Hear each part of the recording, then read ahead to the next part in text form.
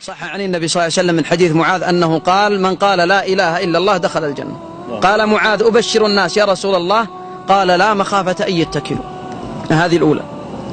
البشارة الثانية: صح عنه عليه الصلاة والسلام في السلسلة الصحيحة أنه قال: كل أمتي يدخلون الجنة إلا من شرد عن الله شرود البعير. هذا مشكلة. وجاء في الحديث الصحيح كما عند البخاري أنه قال عليه الصلاة والسلام: كل أمتي يدخلون الجنة كلهم إلا من أبى. قالوا: ومن يأبى يا رسول الله؟ قال: من أطاعني دخل الجنة ومن عصاني فقد أبى. جاء في حديث عائشة أنها قالت: لما رأيت طيب نفس النبي صلى الله عليه وسلم قلت: يا رسول الله ادع لي. قال: اللهم اغفر لعائشة ما تقدم من ذنبها وما تأخر وأدخلها الجنة بلا عذاب ولا حساب. تقول عائشة: فضحكت حتى وقع رأسي في حجري، أو قالت حجره. قال: ما يضحكك يا عائشة؟ قالت: دعوتك الطيبة يا رسول الله. قال: والذي نفسي بيده إني لأدعو بها لأمتي في كل صلاة صليتها. جاء عنه صلى الله عليه وسلم أنه قال: لكل نبي دعوة مستجابة كلهم دعا بها في الدنيا إلا أنا خبأت دعوتي لأمتي يوم القيامة. جاء عنه صلى الله عليه وسلم في الصحيح أنه قال: أمتي الجنة 120 صفا 80 منها لأمتي.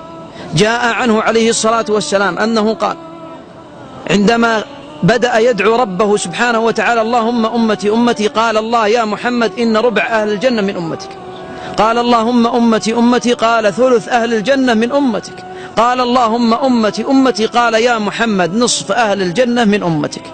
بشارة أخيرة أختتم بها، والبشارات كثر، أن العبد الصالح يشفع لصاحبه الطالح في يوم القيامة حتى يدخله الجنة، وأن الابن يشفع لأبيه، والأب يشفع لابنه، والحبيب يشفع لحبيبه، والزوج يشفع لزوجته.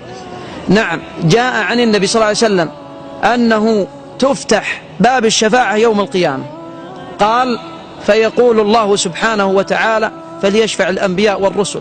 قال: فيشفعون فيخرجون من النار خلقا كثيرا. قال: ثم يشفع الصديقون والشهداء. قال: فيخرج من النار خلقا كثير. قال: فيشفع الأتقياء والمؤمنون.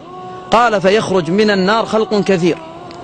فيقول الله سبحانه وتعالى: شفع الأنبياء والرسل، وشفع الصديقون والشهداء، وشفع المؤمنون، وبقيت شفاعتي وأنا أكرم الأكرمين. قال: فيخرج من النار خلقا كثيرا حتى يظن أنه ما بقي فيها أحد، ثم يجعل قدمه الشريفة قال فيها أو عليها، فينزوي بعضها على بعض وتقول قط قط، بعد أن كانت تقول هل من مزيد. أهل الجنة يتذكرون فلان من الناس من أصحابهم، فيقول: يا ربي أين عبدك فلان؟ فيقول: في النار. فيقول: يا ربي ما تكتمل لي سعادة إلا بفلان. فيقول الله سبحانه وتعالى: خذ بيد صاحبك وأدخله الجنة. نسأل الله سبحانه وتعالى يدخلنا الجنة.